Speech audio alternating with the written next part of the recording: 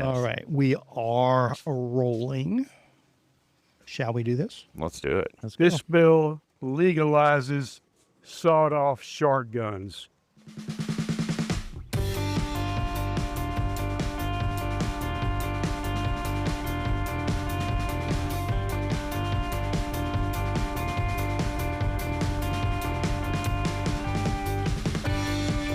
Hello, everyone. It is once again time for ShiftLess, the show that is 1,028% nothing but bicycles. What is this? Is this 113? I think so. I think we're somewhere around there. Yeah. And I'm still. Don't get me wrong. I was amazed we made it past 20. Same. But every episode over 100, it's like, between Brad and myself, how the hell have we done that? I don't know. It's not in our DNA. I know. Well, I like to see things through. Okay. Okay, maybe I'm just speaking for myself. Maybe I'm just speaking for myself. But boy, howdy, do we have a special guest today? Yeah, we do.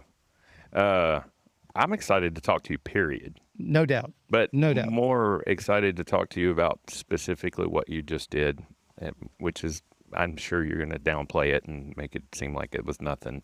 Oh, he knows it's something. That's just the way he rolls. But this is our friend, Mr. Austin Whittington, just a silent warrior in the DFW biking community. Let me see if this works. Hold on. Hey. All right. So welcome, Austin. Welcome, Austin. We are very happy to have you. Thanks for having me. Yeah. It means a lot to me. I don't even know where to start. How well, you acted like this endeavor was a last minute deal. Yeah, I decided to do it Friday night. Yeah. Got up Saturday, ready to go. But I had been No. First of all, let's clear this up. Well, we got to tell people what the accomplishment is. For the two of our three listeners that don't know what we're talking about. So Judgment Day happens every year, and there is a 70-mile option and a 100-mile option, utilizing 10 different trails that are usually announced a month or so out. Yeah, usually longer, but yeah, it's seems the last couple of years they've been dragging their ass. For those that aren't completely up to speed with it, Judgment Day is the annual event, festival. It's a festival. It's also a big DORBA member drive as well. Put on by Dallas Off-Road Bicycle Association. It's really their biggest event of. Oh, that's what DORBA stands for? Dallas Off-Road. I'm kidding. And this is a tradition that's 20-something years old. Did you clarify with Lambo if that was? We did talk about that. Did you? Okay. We'll get into that when it's a little more appropriate. That's fair. We don't want to bury the lead here. Yeah. And it's 10 trails? Yeah. Yes, 10 trails. 10 trails in 24 hours. And it's been going on for over 20 years. And the single track mileage, there's a couple options. There's a 70-mile option. There's a 100-mile option. But riders typically drive from trail to trail and try to knock out their 10 trails in less than 24 hours. And it in the heat of the summer. And I don't think the air conditioning was on this year, was it, Austin? It was not. It seemed a little cooler than years past, but it's still quite hot. Okay. It was pretty brutal. If it would have happened before the 15th of July, it would have been like cheating almost, because we had such a favorable first half of July. It's all relative. Yeah. And our friend Austin here decided to take a slightly different route from the norm. And you made this call last minute? Is that what you're saying? Yes, last minute. Okay, well, first off, just explain to people the option. Did you do the 70-mile or the 100-mile option? I just chose the shorter route, the 70-mile. Oh, you wimp. Yeah. What the hell? I don't think I could have done it. And so there was another piece to your equation. Yeah. Well, the gravel bike was the one piece of it, doing it on a gravel bike, and then commuting from trail to trail on the road via bike was the other part. Okay, so you did all 10 trails. 70 miles of trail. 70 miles of single track on a gravel bike. 10 miles of road. How much? 110 miles of Yeah. road, about Plus 180 mile total. 180 mile total day in 24 hours. And And in 14 hours was your ride Just time, over yeah. 14 hours. just Well, it's probably 16 hours total time. Yeah. With stopping at gas stations Yeah. and trailheads and well, stuff. you had plenty of time to do the 100 then. What the hell? Yeah. Plenty of time. Yeah, I had probably 8 hours to spare. I guess. Yeah. So I'm, I want to know all the details, just the way I operate, but logistics, fueling, like what was your, what was the crux? What was, the hardest trail? What was your bike setup? And I mean, I want to know all the stuff, but I have been stalking your Strava, and I always stalk your Strava, but it looked like leading up to this, you were gearing up for something, because I saw your mileage build even more, and then I saw it taper off, and I was like, he's getting ready for something. What you saw was us going on vacation. We went out of town to Angel Fire for the weekend. I did see that. Mileage probably tapered hoff, but Hours didn't. Yeah. We're on the mountain bike riding trail all day. That's fair. That's fair. What'd you ride out there? We did Bike Park. We did South Boundary Trail. We did rode in Red River, Lost Lake out there. Nice. Yeah. Nice. Yeah, it was beautiful out there. Great weather. Yeah, it's gorgeous. How is SBT these days? It was really good. Trail crew did a ton of work on it. We went out there Memorial Day, kind of preseason, I guess, and it was just 200 plus trees down. We were hiking all day down that trail. Oh, yeah. Then we went back a few weeks ago, and it's almost 100% clear, maybe 2 or 3 trees down. It's Man, amazing. when they get it done, they get it done. Yeah, it was a ton of work they did. Did you have intel that it had been cleared up, or? Yeah, I just went through Strava and saw people who had ridden it. Read through their makes sense. descriptions. Yeah. Was there a decent crowd on SBT when you were there? Not a whole lot. Maybe past 2 people, a couple runners coming up, and then 1 biker going down. We were early morning. Everybody in there on mountain time seemed to wake up a little later. That's right. You get done before everyone else even gets started. Yeah. I'm usually done before people wake up in mountain towns. Yeah. Well, even in Texas, because I know a lot of times I wake up and look at Strava and I go, this motherfucker's already ridden 80 miles. I hadn't even scratched my ass yet. So what was you said last minute, but obviously you had to create a route to get you between the 10 trails, and you had to have a starting point, which I'm assuming you drove, or Stephanie drove you to the first trail. Yeah, Stephanie drove. I say last minute. Obviously, I played around with this thought in years past. I'll say I did the first Judgment Day I did was in 2014. Mm-hmm. I think I did it in 2015, but I don't think I finished it for some reason or another. I don't remember.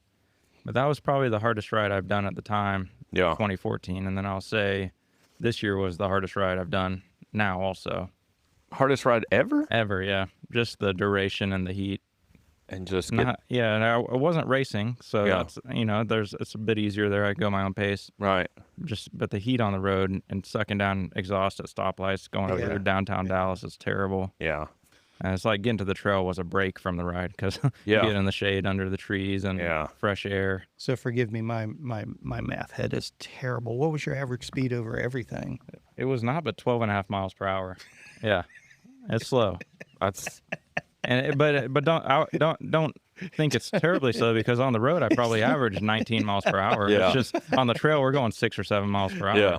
Well, and you were probably bogged down by people too, right? No, Okay. it wasn't too bad. I was happy to ride behind people. No, much. I didn't want to paint a picture that you were frustrated or anything like that. Right. I'm guessing you were caught behind people on a fairly regular basis. Yeah, when I was by myself, I could go a little faster, but on the gravel bike, it's like I'm just riding the brakes anyway, going over roads and stuff. Yeah. So what was the bike setup then? Gravel bike, it's got 2x SRAM red on it, and I had 2.1-inch Schwalbe Thunderburds. Mm-hmm. Nice. Like a fast center tread and then some side knobs. Yeah. What frame is this? It's a framework is the maker. It's custom geometry. Yeah. And there's not a whole lot of options of bikes with 2x drivetrain that have big tire clearance like that. And that was one of my requirements when that's true. Found him. That is a an odd find. Yeah. That's why. Yeah, so it's that's why I was asking. You road know? gearing with mountain bike tires. Yeah. Eagle would have been nice for the trail, but I really liked having that big chainring on the road. Yeah. You have a 46 out back? No, it's no 36. 36? Yeah, 3610. I thought it was, I'm thinking of Explorer. My bad. Right, so My it's bad. 2x, not 1x. Yeah. So the front chainring combo is 3750, and then the rear is 3610. Okay. So just under 1:1 on the back. Yeah. But then I still have a hard gear up front for going fast downhills and racing if I want to put road tires on. Bottles, backpack. I just had 2 big bottles, 2 950 milliliter bottles with me. Luckily, the DORBA crew had great volunteers. Every trailhead was stocked with sports drinks, water, ice, snacks. Pickle juice. Yeah, pickle juice. I didn't take advantage of that, but there was plenty of pickle juice to go around. Episode 113 brought to you by Pickle Juice. So, the listeners don't know, but I'm privy. You make your own nutrition. Did you fuel off of that primarily? Or, I mean, obviously you subsidized it with Whole Foods and gas station stops and stuff like that. Yeah, it is mainly gas station food, candy, sodas, and whatever the trailhead had. Yeah. What are your candies and sodas of choice? Candies, I usually go for like a Swedish Fish or some kind of Sour Patch gummy. Yeah. Or I like the Nerds. It's got like a Nerd candy. It's gummy, but it's coated in Nerds, you know, and they're little pieces. Those are real easy for me to put down. Yeah, those are good. Yeah, I underfueled for sure. I could have eaten a lot more. It's really hard to eat in the heat, like I'm sure you know. Oh, yeah. So mainly calories were coming from Gatorades and sodas. Yeah, but the problem with Gatorades is you don't get as much calories as no, it's not enough. It's not volumetrically possible to fuel off of something as light as Gatorade. No, a big Gatorade's 120 calories is not enough. Yeah, it's not enough. Electrolyte-wise, it's fine, but if you could get some more calories in there, you'd be better. Yep. So the only option is to slow down, burn those calories, and that's what I did. 12.5 miles per hour, moving slow, not burning a ton of calories. But did you bonk or cramp? No, and the legs never, I mean, they're achy, never hurt, no cramps. It's the little things, my fingers, forearms, shoulders, back. Yeah. Just from riding the gravel bike on the trail, that's where the damage was done. Yeah. I mean, how much do you ride that bike on single track? That's the first time I've ever done it. Okay. That answers that question. What a great way to tiptoe in. Yeah, built it out. That's awesome. I like your style. So you started at the first trail. Was it? Oh, right. So Stephanie drove us to the trail. She brought her bike and she did a few trails. Mm-hmm. I went in with intention of just going as far as I could, and then it's not terribly far from my house to where I guess Big Cedar's probably 30-ish miles from my house. Mm-hmm. Then I only get closer, so I figured if I want to tap out, I just ride home. Yeah. So she just went out there, drove me down there, did a few trails on her own, and then went and let the dogs out. Mm-hmm. And then she came back to Harry Moss, made sure I was good, brought me lunch. Yeah. And I decided to just keep going. I felt all right. So you went nonstop, because I know. First of all, I wanted to ask a question. You could start at any of 3 trails. Is that right? Did they do that this year too? Correct. I think it might have been any of 4 trails. Okay. Yeah. And so what trail did you elect to start at? Cedar. Big Cedar. Okay. Was that probably the hardest trail? Or most technical anyways? I would not say that for the 70 mile. For the 100 mile, they did a slightly different course, and it was a longer course. So I would say, for the 100 miles, the hardest course. I chose Big Cedar because it was the most efficient route-wise. Okay. Just cut a few miles off starting there rather than the other 3. Yeah, I figured route was a big consideration. Yeah. But I was going to ask you something else. But so did you ride straight through? That's what I was going to ask, because I know a lot of people elect to take the heat of the day and then come back in the evening and finish up. Yeah, I just rode straight through. Straight through. Going. Mm-hmm. I figured as much, but I had to ask. So what time did you finish? Started at 6 o'clock, finished at 10:40-ish p.m. Mm. What lights were you running? Exposure 6-pack in the front, and then just the exposure rear light. I can't recall what it is. Happy with that on the single track? Yeah, it's great. It's so good. It's basically a flashlight, right? Yeah, it's a giant flashlight. It's got 6 LEDs and a super big battery pack in it. Yeah. So no wires. I've had outbound lights, which are good, but the exposure is more of a bright white rather than like a yellowish color, And what was or your outbound. what was your finishing trail? Horseshoe. Horseshoe. Yeah. So Horseshoe, that's another part. Horseshoe is right by my house, so it was really convenient to be able to just go home and pass out. And it's pretty much your home trail. And by saying I ride it all the time. You had no I problem ride that. finding your way around. Yeah, I could Horseshoe. ride that blindfolded, basically. Yeah. So did you have a point during all this where you're like, I just want to tap out, or are you just like, you're looking at the finish line the whole time? Well, I knew once I got through Harry Moss, that was the third to last trail. Mm-hmm. I've done that North Shore and Horseshoe route, I don't know, 100 times, ridden both those trails at the same time. So I knew I could do that if I made it that far. Yeah. So once I got through Harry Moss, I was pretty much good. Yeah. Yeah. I'd never really thought about quitting. Yeah. Of course, I had emotions oozing out of my ears, and just hormones going crazy after riding for so long, but I knew I could finish. Yeah.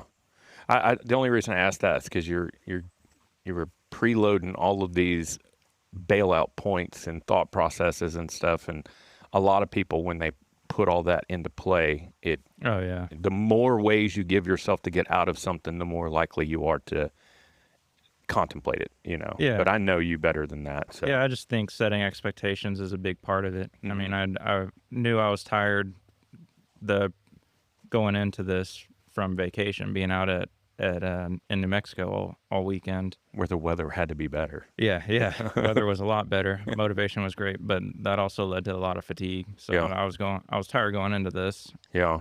So I figured I'd set my expectations right, and so I wouldn't be depressed if anything happened and I wouldn't be able to finish. Yeah.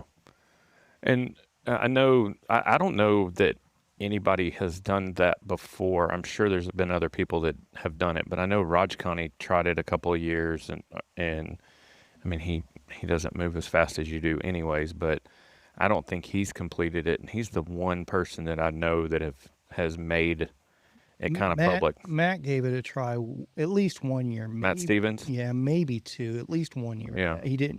He didn't pull it off. I know that. I'm not sure. Sean mentioned that I was the first to do it. I'm pretty sure you are. Yeah, I don't know.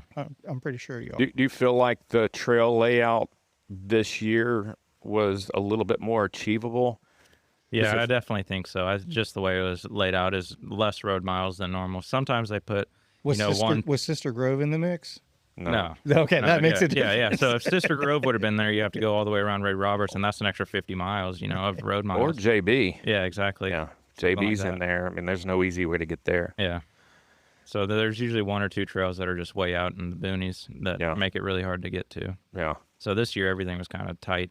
Yeah. It's pretty organized. Yeah. Huh. I mean, it goes without saying, but freaking gigantic kudos. I'm still flabbergasted, but when I first saw your Strava and realized, because we went for a ride the next day, Adam and I, and we were talking about it, and I go, I can't even wrap my head around it, But I know that's your jam. You just go out and do big freaking stuff, and it was impressive, even just to look at your Strava and kind of pour over it and just be like, damn, it was awesome. Thanks, I appreciate that. Yeah. What is thumbnail sketch? What's your typical training week like? Usually, just duration-wise or mile-wise, 18 to 25 hours, give or take. Yeah. Maybe 300 or 400 miles. Well, we were guessing 20 to 22 last week. Yeah. Yeah. I figured the average. I'd say my 12-month average is probably 18. Yeah. And I'm sorry, how much mileage? 300 to 400, depending on what bike, what I'm training for. What's that work out to a day when you're on a long ride day? Long ride, like on Saturdays, you do 100 to 150 somewhere. And that's usually 6 to 7 hours. If I'm with a group, we go quite a bit faster, so it bumps up the distance a bit. Yeah. Majority road? Yeah, definitely majority road, but the bike selection changes. So I'll do gravel. It's hard to get to gravel out of Grapevine, Right, Yeah. right, so right. I'll just ride gravel. You got to go 40 miles to find some gravel. gravel. Gravel tires on the road. If I'm doing intervals, just slow me down a little bit. If I'm doing, riding hard, I'll put gravel tires on. Yeah. What's your favorite bike? What's your favorite riding surface? Just for fun. I'd say mountain biking is my favorite. I love riding trails. Dallas has some good trail options. It's not like I don't want to say it's not fun, but once you ride good it's trail, different. yeah, It's different. Once you ride out of state, you know what you're missing out It's on. not SPT. Yeah, exactly. Exactly. Well, they're trail. They're not mountain bike. They're not mounted Yeah, trails. they're courses, not Yeah, trails, yeah. really. I mean, you make do with what you got. We've Yeah. only got so much to work with. Yeah, and that's here, why I so- ride the gravel bike. Just spice it up. Exactly. Exactly. But I mean, realistically, we are blessed. When you think about it, they do this event every year, and they have to pick 10 trails out of all the trails available to set up Judgment Day. Oh, yeah. So, Don't get me wrong. I'm yeah. just comparing it to Yeah. you know the wilderness. Yeah. Colorado mountains and Comparison is the thief of joy. We've said so many times on this podcast. Maybe. Yeah. So, well, all right. So, what is your, at the moment, favorite little riding corner of the country, the world, wherever else? What's your favorite stuff? I want to say, you know, just because it's hot on my mind. I mean, Angel Fire is so fun. Yeah. But I really like that Mina area. Yeah. There's not a whole lot of trail out there right now for mountain biking, but the potential is really good. Oh, And we've ridden a lot of road out there, which is super Yeah. fun. It's Yeah. really challenging, and there's some great gravel there too. Yeah. Yeah, it's so close. And it's close. Yeah. And it's But- affordable. Yeah, but the At the weather moment. And but the weather still yeah, it still gets humid as hell. yeah, and Yeah. and it gets really cold in the winter. So but it's got gigantic potential. And I love the fact, like, at least in my mind, it's not going to turn into Bentonville. Right. It's going to be more rural, if you will. It won't be so overpopulated and overrun. Well, I don't know. They're going to build all those lifts. That's going to draw a lot. So we'll see. Yeah. It might get overpopulated, and that's not a bad thing, bringing more attention to the beautiful area. Yeah. Yeah. And to kind of like stimulate that economy a little bit too would be a good thing. Yeah, I hear there's some frustrations from the community on that. The people who, you know, don't have a whole lot to begin with, and they're getting driven out, Yeah. which is understandable. Yeah. I would be irritated at that as well. I mean, but, you know, the housing prices they've had to have at least doubled in the last year or two since this has been, you know, coming to fruition. So that's got to do good for them anyways. Yeah, I think they need to take advantage of the exposure they're getting right now with the mountain biking scene wanting to come in.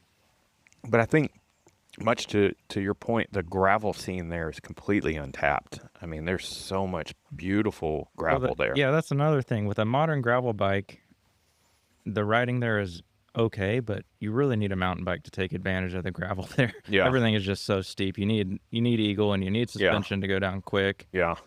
It's just hard riding. I mean, hell, just riding up Adams Road, riding up and down Adams yeah, Road. try that on a gravel bike. Yeah. with No with thanks. a 20 gearing, you know, just No. last gen. No, I It's had a transmission on my bike, but I had a 34 tooth up front, and I still got off and walked that one section. Yeah, It's the like, rocky bit. Yeah, that's I like flatted on that going down. I just hit those rocks too Jeez. hard and punctured. his road is it's hard to describe. It's almost 4-wheel drive. Well, that's how the gravel roads are there. That's the Yeah. perfect example. That's just how the gravel is. Yeah, and if you hit them after a rain before they've come back and repaired them, they're even worse because Oh, they'll yeah. have those huge ruts through them and stuff. It's wild. But God, I'm still just blown away. So does your computer tell you, and I know that these numbers are way off, but does it tell you how many calories you burned on that day? Yeah. It tells me kilojoules, which is coming from the data from the power meter. It Sure. converts watts to energy. Yeah. So I can't recall. I'd say it's over 6,000. Yeah. Oh, easily. Yeah. Probably. Let me see. If Yeah, I probably can about pull 6 or up Strong 7,000. Do you real quick. consider that an accurate calorie count? No, not at all. Okay. Not at all. Is there Yeah, 'cause anything out there that gives an accurate calorie count? That's as close as it gets. Okay. But there's a metabolic rate also. Like you're burning calories just living. Sure. Sure. Sure. So it's going to be quite a bit more than that. Yeah. All right. So for people going, why does he ride 20, 25 hours a week? Is he a professional cyclist? Is he heading to the Tour de France? What's going on? Why do you ride so much? I just like riding my bike. That's a basic great. as it That's gets. a great answer. I'm not That looking is a for, great I'm answer. not looking to make a living doing it. I just enjoy doing it. But that's not fair. You more than enjoy it. You're obsessed, dare I say. Thank you. You're kind of a psychopath about it in the best possible way. Yeah. I don't mean any disrespect by that, but you're obsessed is almost a downgrade because you get up and put your shoes on at 5:30 sometimes in the morning, and you're out riding by yourself. You know. Mhm. Yeah, I spend a lot of time by myself. Yeah, and have you ever forgot to start your Strava and just felt like your whole ride was ruined? No, not really. maybe at one time, not anymore. It's not that important. Yeah. When did you get the bug to this level? When did you start becoming obsessed with cycling? It's kind of built on itself over the years. I'd probably say 2020, I started doing the longer rides and more volume just because the roads were empty, less traffic. It was so much easier to get out and just be by myself.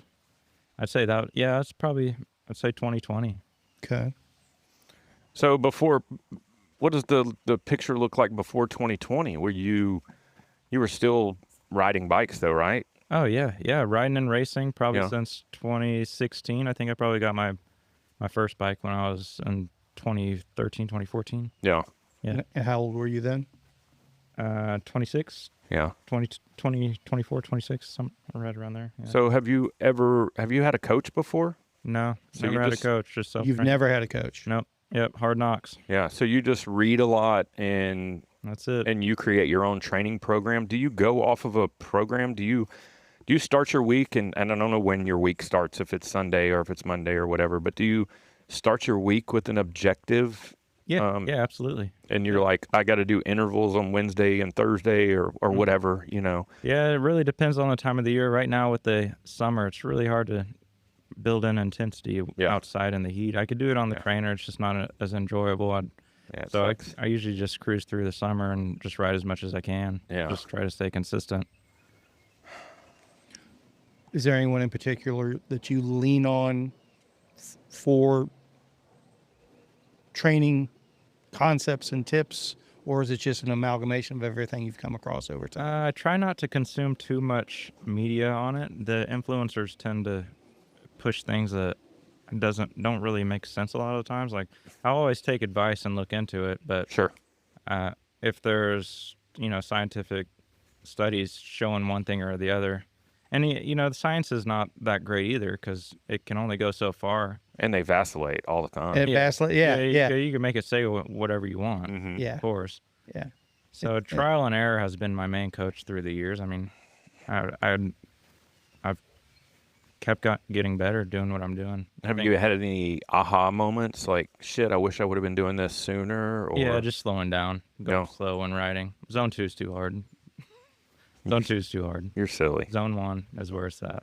He's trolling everybody that's listening right now. You two can't believe it. Jaws are dropped to the floor right now. I'm telling you the truth. No. Go through my Strava. I'm on your Strava. Click a few rides. Tell me how much Zone 2 I do.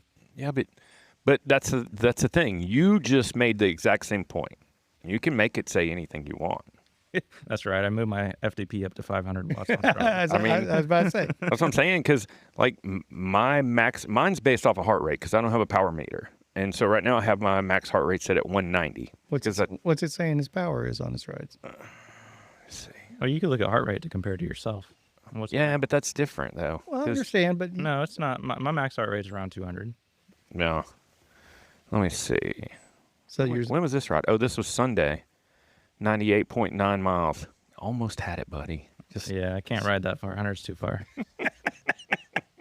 My nephew had a birthday party we had to get to. 160 watts weighted average power. See, I don't know how to do all this all numbers. right. That's easy. that's zone 1 Whoa. You know? And what was the heart rate? Tell me the for a heart rate. strong rider. I'm looking for your heart rate. I don't interface with Strava a lot on the computer. Okay, here we go. Heart rate. Zone 1. Zone 1 all the time. Under 111. That's Okay. right. Have you ever done a ride under 111? I was No. about to say, so you're gonna be at 110, right? Yeah. 105 to 110. I'm usually between 100 and 110 on my endurance rides. Yeah, but my heart rate is way different than yours. Way What's your heart different. rate It's now? gotta be. You don't know what your heart rate is right now. It's probably 45. Yeah. See, Yeah. mine's 85. Understood. Sitting here. But so. he's Oh, it's hot out here, so he it's wasn't okay. exaggerating with the Zone 1 label. Yeah. So walk me through this. What does your 20 hours of riding a week look like? Is 80% of it Zone 1 or? Yeah, it's 70 to 80% that intensity. Okay. Then I'll do intervals or a hard group ride. Some are usually shorter intervals because it's easier to cool down in between. But what was his average speed for that 98.7 mile Stand by. at Gravel Zone? ride.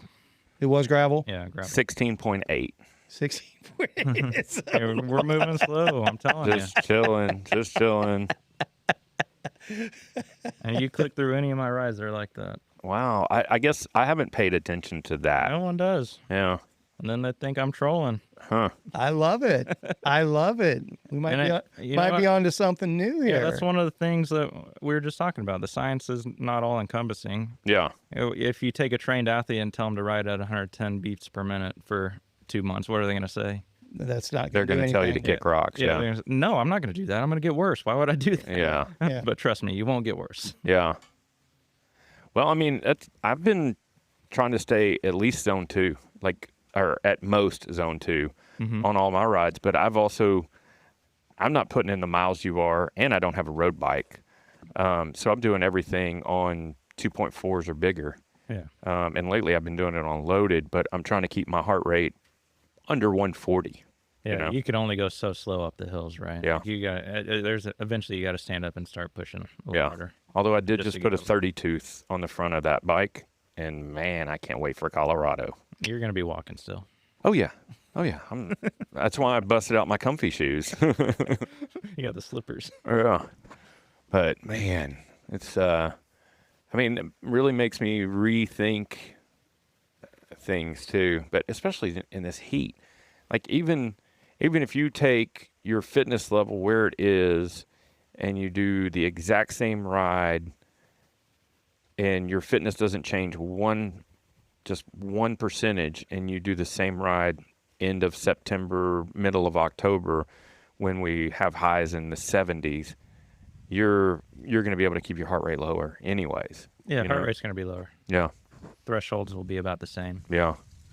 But you also, one of the things that I've learned and I've tried to emulate, even though I don't have power on my bike, is when I get my heart rate where I want it to, or in that window, I've picked up from the couple of rides that I've been on with you guys, is I don't rest on the downhills. I'll grab a couple of more gears and I'll pedal on the downhills and try to keep my efforts consistent. And I feel like even with an hour ride, that's a way to compact it and get more in that short period of time if you're just not coasting.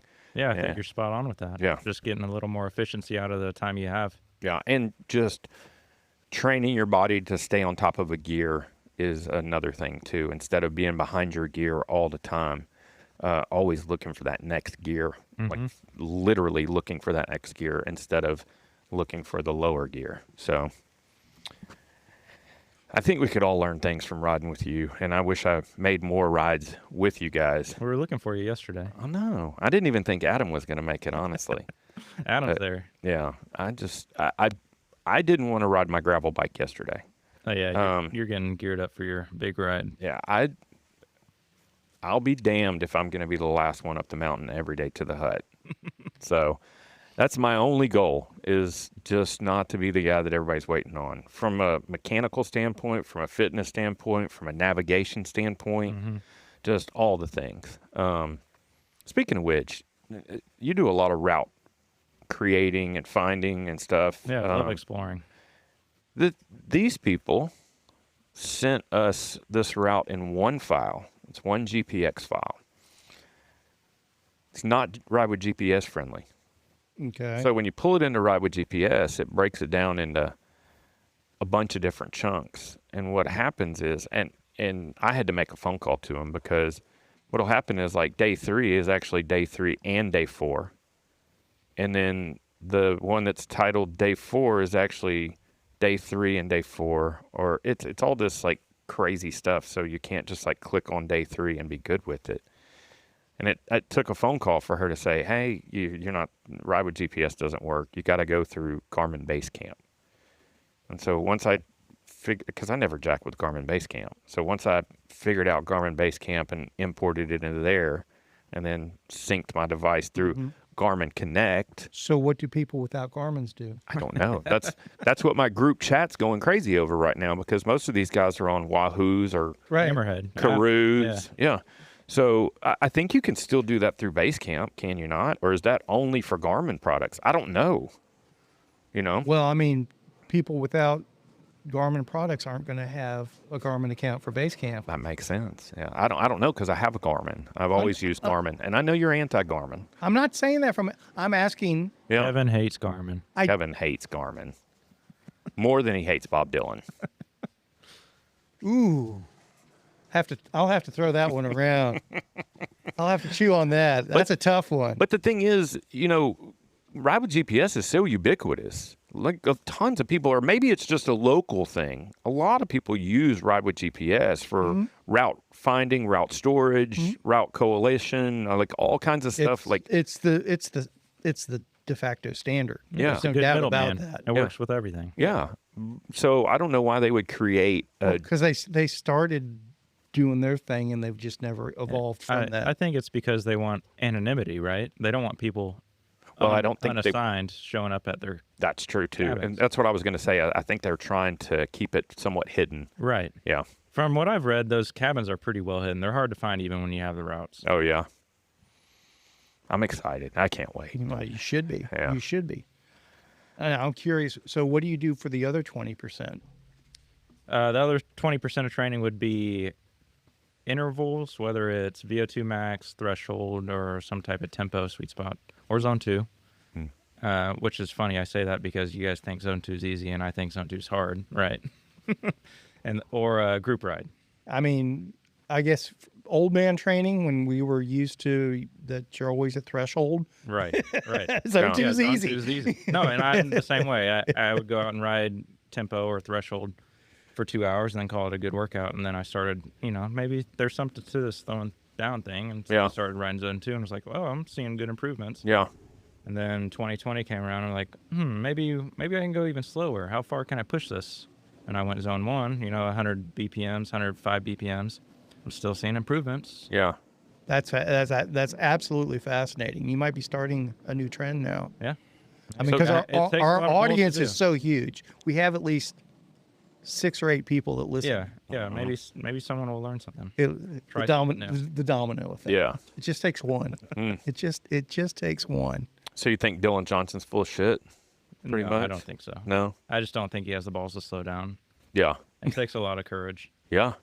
Especially As stupid as that sounds. I mean, It especially really when your does. career depends on it. Yeah. Like this does. He wants to make a living racing and winning races. yeah. Why would he do something that he thinks would make him slower? It does seem counterintuitive. Yeah, I mean, absolutely. But zone 2 seems counterintuitive. Zone 2 seemed counterintuitive at first, But like when you look at, but it's also like, heart rate doesn't translate. Like even if it's zone, like your zones are way more wide open than mine, because mine are more compact. So heart rate doesn't translate number for number. Well, you're a little more sensitive, so you go a little bit harder, your heart rate goes up a lot more. Yeah. Where I've got more range there than you do. Yeah. So I understand what you're saying, but I mean, even if you look at power zones, I'm still zone 1. Yeah. right. Yeah. But like when I think about all the interviews I've watched with Tadej Pogačar, He's a freak. Yeah, freak. So he's an outlier. Yeah. Yeah. I'm not going to compare myself to him, Right. But I'm just saying, like, his training rides, he's talking about going out and riding 5 or 6 hours. 5 or 6 hours at zone 2 for like 300 watts. 300 watts. Like, that's superhuman. That's like, those are hard numbers for me to even digest, Like, I'd be it would take supplements for me to do an hour at 300 watts. You know? Take a little more than that. Yeah. I don't think you can do that, Brett. That's what I'm saying. Like, Let's go back to the expectations we were air talking about earlier. quotes supplements. Yeah, I mean, but to be fair too, how old are you? 32. 32. Yeah, I'm about to be 50. Yeah. So there's a big difference too. Yeah, definitely. You know, I've always contended that youth is the strongest motor. Well, I think you should be a lot better. You've had more time to practice, right? That's fair, but I've also worn out the machine a lot. Oh, yeah. Yeah. The lube's a little dry. Yeah.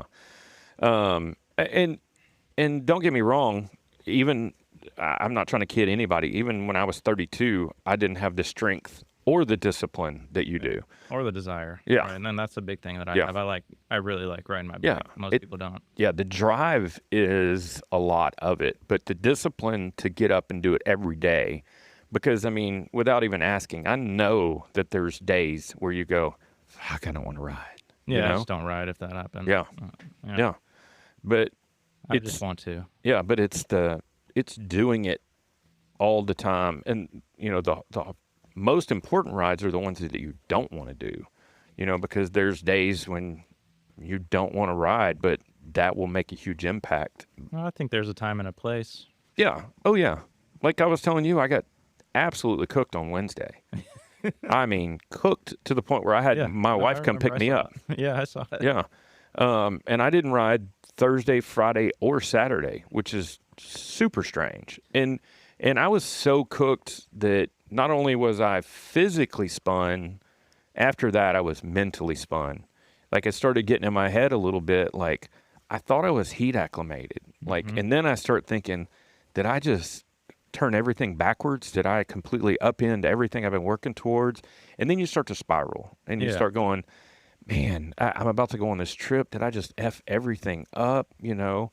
And so I had to tiptoe back in, you know? And today was the first day I rode in the heat of everything, and I felt perfect. Yeah. So I was like, okay, it was a huge relief. Now, I only averaged 13 miles an hour, but, you know, I was still zone 2. There you So, yeah, without looking at any of your ride data, I'd say there might have been another underlying cause there. It might not have been just the heat, maybe some previous fatigue or some kind of infection or sickness. yeah. I mean, I have been feeling like I'm trying to get over something, but Yeah, so it may have been compounded on the heat. yeah. Yeah. Plus, I had a headwind the whole way there in the glaring sun, and I feel like I was kind of succumbing to it a little bit. But it was brutal, brutal hot. And I wasn't even at the furthest out point of Nob Hills, and I was like, this is bad news. Yeah. And I called Paula, and I go, hey, hate to do this, but I need you to come pick me up.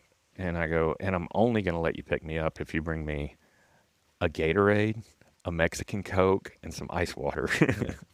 So, Sounds like you were underfueled also. I feel like I was fairly fueled. I did 3 scoops of Tailwind in 2 different bottles. So that was 300 calories per bottle, 600 calories. I drank a bottle before I left, 200 calories. Had a thing of margarita Cliff Blocks, extra salt. And I had a Fairlife before I left. That's another 150 calories. That's a lot for 2.5 hours. Yeah. That should have been enough to Yeah. get you through. I feel like Unless you were completely drained before you started. which is a possibility. I'm trying to think. I mean, I did ride Tuesday night. I don't know. It just it was uncommon for what I've been going through. So, but like I said, it was more of a mental setback. I was almost I was almost like, shit, what did I do? You know. So All you got to do is trust your ability. Mm-hmm. Worst case, you slow down when you're up there. Who cares? Yeah, that's true. Are That's true. Hey they guys, going to run out of beers? That's the worst case. we did pay for the beer package, so we have Should be plenty of beers, though. well, you have 3 beers per person. I feel like that's almost too much at elevation. No, that's not enough for your crew. You better bring a bottle of Jack or something. Our Like first bottle cage. Our first night, we're sleeping at 11.4. I'm thinking 1 beer is probably gonna like send you that's spiraling. Yeah, so you're starting in Durango, right? Mm-hmm. So that's going to be a big ass climb that first day. Yeah. First day is like 22 miles, and I think we gain 6,000 feet of elevation. Is that single track or gravel? Yeah, it's single track. I think we haven't really discussed it because there's an alternate route most days, and the alternate routes are generally like gravel, Forest Service roads, interspersed with some single track. But I think for the most part, we're going to stick to single track. At least that's hopeful. But it averages like 30 miles a day. Right. Which doesn't seem like a lot, but it's all at elevation. No, yes, 30 feels like 60 up there. Yeah, for Definitely. sure. And the last day, it's the whole enchilada. So it's like the total mileage is like 44 miles, but you lose like 8,000 feet. Yeah. So we'll end up in the blistering desert. So yeah, that'll be a good way to end. Yeah. It's a hard trail, but it's fun. Yeah. Well, yeah, I did that in 2016. I don't think we did the whole enchilada. We started midway up because it was still snowy at the top. Yeah. But it was fun what we did in those sections. Yeah, I'm super excited. And I'm stoked that I don't have to carry shelter and I don't have to carry cook system. And we're still debating on water filtration, honestly. Oh, I was wondering, is there running water at those cabins or? No, they have potable water. Uh-huh. I went down a rabbit hole, watched a bunch of videos. They have the 5-gallon jugs. The like blue jugs. Yeah, there's like 40 of them at each cabin. Oh, okay. So there's tons of water. You But wash off and stuff. yeah, but the thing is too, it's not all for you because the day you leave that cabin, somebody else is getting there that night. Mm-hmm. You know, so they have a backstock of all kinds of stuff. So, but they have scratch at every cabin. They have snacks and stuff for you to carry all day to get you to the next cabin. So it seems like it's a pretty good setup. But no electricity, no running water. They have a composting toilet. They have a gas burning stove. That's the way I understand it. Yeah, So just the necessities. yeah. But shelter, dude, if you have shelter, you're already ahead of the game, as far as I think. Shelter and somewhere to lay down. Yeah, I've heard it's been raining a lot up there this year. Monsoon season's been pretty rough.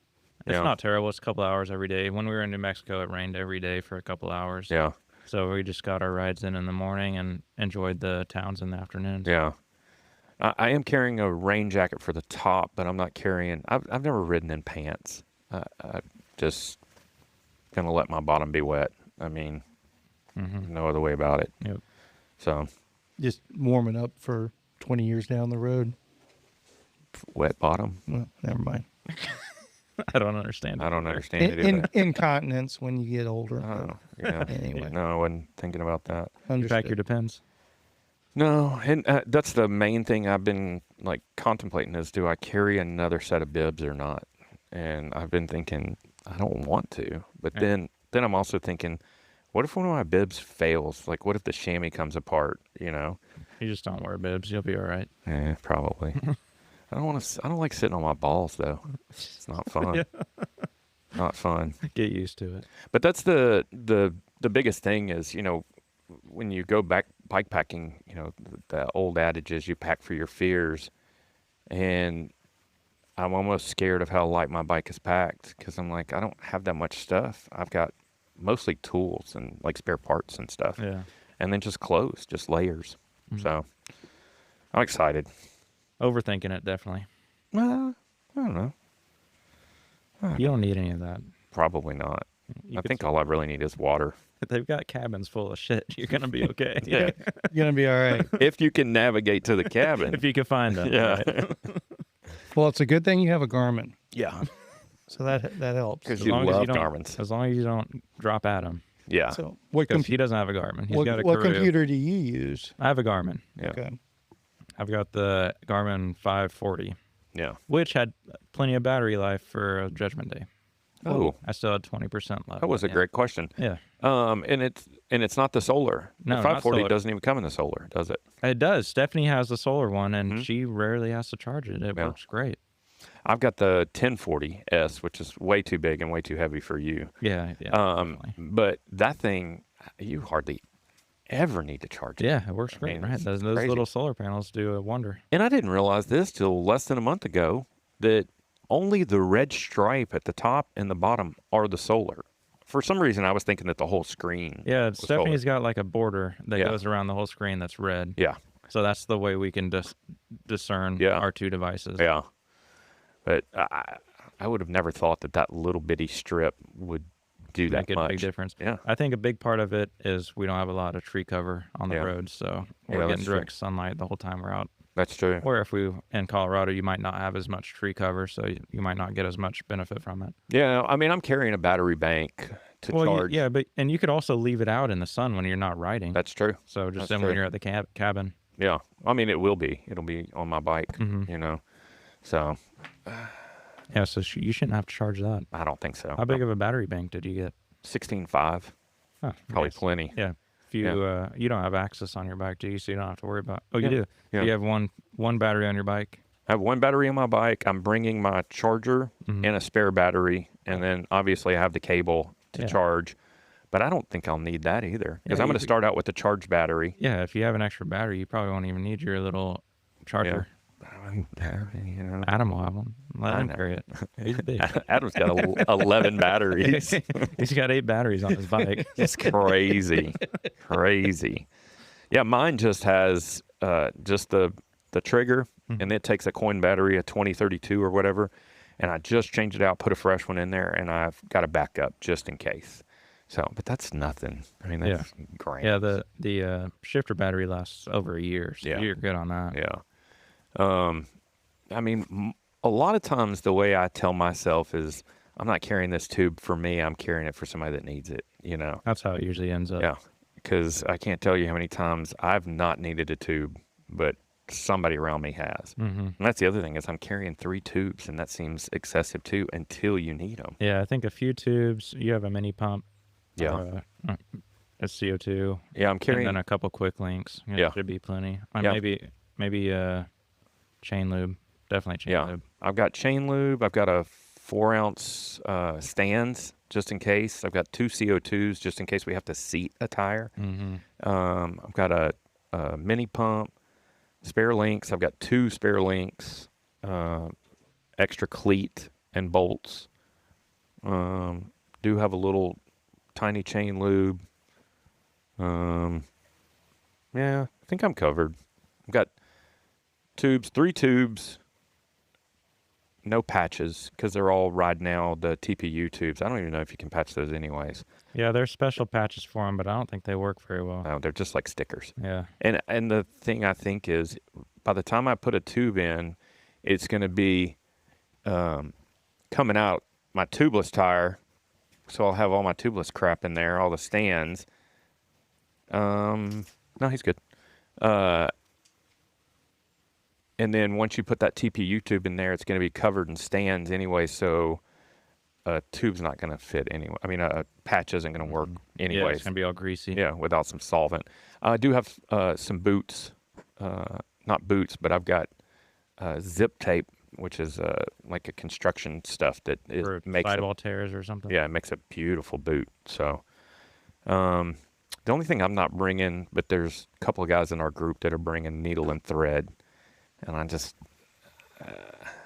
probably should take some, but if it gets to that point, what are we doing, you know? Yeah. But just pick better lines, guys. Yeah. You know? You're not ripping. You're not. You're taking it easy. Yeah. Or you should be. So after this ride that you did, what's next for you? Because you just went and did Goat Neck as well, right? Yeah. We went down to Burleson? Granbury? Not Granbury. Burleson. Yeah, Burleson and did Goat Neck. Cleburne, correct. Cleburne. We just did the rally out there, Stephanie and I. Yeah. Kind of openers. I rested all week. I was still tired on Saturday from Judgment Day. I'm still tired today. I woke up groggy. No coffee. See if I can get a good feel on myself today. No caffeine. Yeah. Hopefully I sleep better tonight and feel good tomorrow. Get back to riding. Yeah. And no big races scheduled. I'd like to do the Watchita Triple Crown race in November. Tried to do it last year, but big rain came in nighttime and had Stephanie pick me up about 100 miles in. Yeah. So I'd like to get that completed. So where does that race start? Starts in Hot Springs, ends in Hot Springs. Okay, so you guys did that route before, right? Yeah, but I think that's where I learned about it. Yeah, we started at Highway 27 Fishing Village. Right. So that's where I ended. Okay. So from there we did North Womble into Watchita Trail. like straight out of the gate, Mm-hmm. which was the worst part of the whole thing. Yeah, I mean, that's what I've heard. It was fucking evil. I mean, it was downpour at that point. Yeah. So that's why I just cut it. I knew it was going to be miserable. Yeah. And I was cold. Yeah, it would have been miserable. So, yeah, I started in Hot Springs, did love it, and then went up Womble, finished at the fishing village. Okay. Yeah, you were about to get to the shittiest part. Yeah. You did. And I was tired. Yeah, you did good to call it there. Lovett's beautiful. Yeah, Love It was awesome. Lovett's so much fun. And so we started from Hot Springs. You did Lovett from east to west? Correct. Yeah, so you went over the top of the lake and then came back Womble. Okay. Yeah, that's so much fun. Yeah, I like Womble riding that direction. Yeah. That's fun. And there's that section of Lovett that I've never ridden before that is when you're coming from the dam and you go up above the shooting range and it's just like almost a series of whoops. Yeah. It was so fun. Yeah, it's going from east to west. Are you Yeah. talking? Yeah, so it's net down, but there's rollers going down. Yeah. So, like, you're carrying good speed and you don't have to pedal real hard going Yeah. up because you're going so fast. Yeah, it's so fun. It's a blast. So fun. And there's a nice view to the right side looking up Yeah. to the lake. We were on loaded bikes and I was airing it out a little bit. Yeah. You're going to be doing that on Saturday. Wishing you had, or next Saturday, wishing you had your needle and thread. Oh, yeah, probably. No, I'm talking about I was getting air on a fully loaded Yeah, bike. I understand. I was just happy. That's how It you was cut so your pretty. sidewall. That trail's so mild. It's not very technical and ledgy and choppy. I mean, it's completely different than Womble, honestly. But Watchdog Trail is just, it's Yeah. a hiking trail. Brutal. That's the old hiking trail. Yeah. Even the North Womble it's not that it's technical. It's just that it gets so little traffic. Mm-hmm. And when we got there, it was packed with pine needles. So it's, Yeah, you can't even see the trail. You just lose Yeah. it. and it's so slow going because Yep. it's like running in sand. And then if there wasn't a tree down every mile, I don't know what to say because it seemed like there was one every 500 yards. It was crazy. So we were constantly picking up and going over. And our first 2 days, I think we might have covered 40 or 50 miles. It was ridiculous. But you're running super light and just trying to hit it and quit it. I mean, Yeah, I went as light as possible. I had I didn't have any bags on. I had a 3-liter backpack yeah, and 1 bottle. yeah. What do you carry for a pack? The Usway one. Usway. Yeah. Yeah, that's what I have. So I've got a big 3-liter one, which is a bit longer. Yeah. And then I've got it came with a 1.5, the smaller race bag, but I Yeah. put a 2-liter in there just to get the extra half-liter. Yeah. And it fit. And I've noticed, like, you must either do an incredible job of staying hydrated or you just don't consume that much fluids because I've been on rides with you before where I'll go through like 2 or 3 bottles and you're like, Well, here's another thing that's going to blow your mind. Uh-huh. Slow down. You got to slow down. Yeah, but I'm going fast, staying up with you slowing down. Don't ride with me. It's all a matter of perception, you know? If you slow down, you don't get as hot. Yeah, that's true. But water is my safety blanket. Like if I'm into my last bottle. Oh, I see your pics on Strava. You got 17 bottles on your bike I mean, generally, like for a even 1-hour ride. even for my 13-mile ride that I did today, I took 2 bottles with me. Yeah. So, but I started my first bottle before I ever left the house, and then I finished my second bottle sitting in the garage, just hanging out. Do So you drink water all day? Yeah. You stay pretty well hydrated all day too? Yeah. You're just a heavy drinker. I drink a lot of fluids. So, I'm drinking coffee right now and water and That's why you beer. drink so much. You're drinking coffee all the time. Yeah, you think so? Yeah. Because it's a diuretic? Mm-hmm. Yeah. Huh. Should I just like give up coffee? Caffeine. Caffeine. Decaf. Go decaf. You want a non-alcoholic beer? If I was an alcoholic, that's probably what I would Yeah. go towards. Well, I'm not a caffeine-holic Oh, or whatever you call it. Why are you drinking caffeine at 5 p.m.? Because I'm old. Oh. Yeah. We covered this. I'll get to that point eventually, I guess. So do you have any aspirations of doing anything like even more epic, like Race Across Texas or Tour Divide, or is that just not your jam? You like sprinty stuff? Yeah, I love sprinting stuff. Yeah. Yeah, I like going fast. You like 4 hours and under at peak performance? I think so. Yeah, I think that 100-mile spot is probably my favorite. Maybe 80-mile gravel. Yeah. 100-ish mile road race. 50-ish mile mountain bike. Yeah, 50-ish mile mountain bike, exactly, that 4-hour range. Yeah. I think you're spot on there. Yeah. I would like to do longer bike packing stuff. It's just I don't really have the time to get away for work, like a whole week long thing. We usually have a week or two off in December where we go out of town up to Tucson every year and just hang out and ride as much as we can. Yeah. I mean, you could do like a Kevin style bike packing deal where you just hub out. He could do the Taco Casa loop. That's what he could do. I love Taco Casa. Man, I've been craving Taco Casa for months, and I finally scratched the itch the other night, and it is every bit as good as I remember it being. What did you get? I got the chilada, which is my favorite. It's a bean and meat burrito with their chili sauce on top and the shredded cheddar, that fine shredded cheddar, and then black olives. And then I got 2 chili burgers. Chili burgers with cheese? No cheese. Yeah, with cheese and with the sauce. And then I got a container of pickled jalapenos. Their pickled jalapenos are delicious. And that was the day that I overcooked myself. So yeah, sounds like you're. That was his recovery meal. That was. But so that was after you rode? Yeah. Oh yeah. After I rode, came home, we hung out in the pool for a little bit, cooled off. And here was the kicker. Got home 7:30, 8 o'clock, realized that the blower fan on my AC on this side was out. So I crawled up in the attic for over an hour trying to troubleshoot that, just pouring sweat. Like, I didn't even sweat that hard when I was riding. And so I'm like, great, I just double effed myself. And then had to order a fan and everything, and then finally it came in or a motor.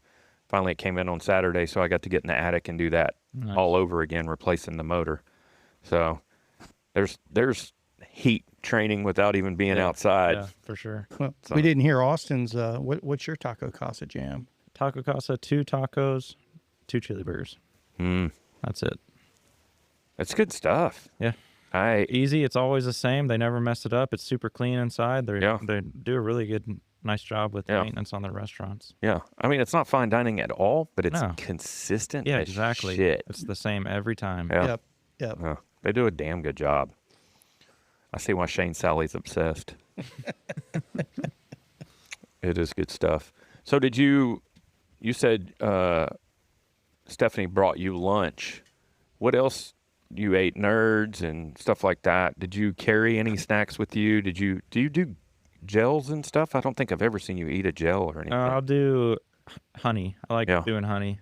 So like just honey? Well, I've got like a soft flask. I think it's 250 milliliters. Mm-hmm. Then I'll cut it with some water, just because it's kind of hard to suck down when it's thick. Yeah, for sure. Yeah, so that's like, I guess, 250 grams of honey. Yeah. So what is that? 1,000 calories. Yeah. And no salt or anything in there? Depends. If it's hot, I'll put some salt in it. Yeah. And do you no caffeine while you're riding? No.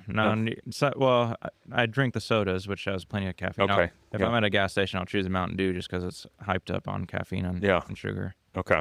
So yes, caffeine. Yeah. But no like caffeine shots or caffeine tailwind or anything like that. Okay. No designated cycling products. Yeah. Okay. For caffeine. Very cool. Not opposed to it though. It's fine when you're riding. And you don't have to give away your trade secrets as far as making your own drink mix, but how many calories are in your bottles that you carried when you started? Because you didn't carry drink mix with you, did you? No. Okay. No, it's nothing special. It's just pure dextrose, and then I like, I don't know if you're familiar with Tang. Mm-hmm. So I'll do a scoop of Tang. Tang still exists? It still exists. Fantastic. It's getting hard to find. I think they're having a shortage right now. It's the drink of the astronauts, bro. Yeah, Hell yeah. I need to find out where the Tang is. So I like that. It's got vitamin C in it, which is super good. Yep. Mm-hmm. I think a lot of people are probably deficit and vitamin C deficient. Well, it also has citric acid too. Yeah, and that keeps it. Yeah, so if you don't finish it, it doesn't go rotten in your bottle, which is good. But yeah, I like Tang, and then I'll do 150 to 200 grams per bottle per liter bottle. Yeah. So they're big bottles. It's not Yeah. about 20 ounces, a full liter. So, and that translates to a calorie per gram, basically, right? 4 calories per gram. 4 per Yeah, gram. 4 per gram. 4 calories per gram. So you're doing 150 grams. Yeah. So you're saying that's 600 calories? Yep. Per bottle. Per bottle. Oh shit! It's a big bottle. And Yeah. So it's 15% diluted. So 15% carbs per ounce of water. And bottle lasts you how long? 2 hours. 2 hours per bottle. Okay, so 300. Yeah, 150. Yeah, Yeah. 75 per hour basically. Yeah. So So if I'm not supplementing honey, but if I supplement honey, and then you're drinking just straight water from your hydration pack. no, that'll be mixed also. Oh, really? Wow. Okay. So I didn't do a hydration pack at Judgment Day. I only did my bottles. Okay. But after you depleted your first 2 bottles, then you're just doing what? You're doing I'm just drinking sodas, yeah. So Gatorades. And are you snacks. approaching that as calories per hour or carbs per hour, or is it in your mind they're just the same thing, so it doesn't matter? Yeah, I go by grams per carbs per hour. Yeah, I don't really differentiate between glucose and sucrose or fructose. I just stick with glucose. Okay. I've read that there is some advantage to mixing glucose and fructose, Mhm.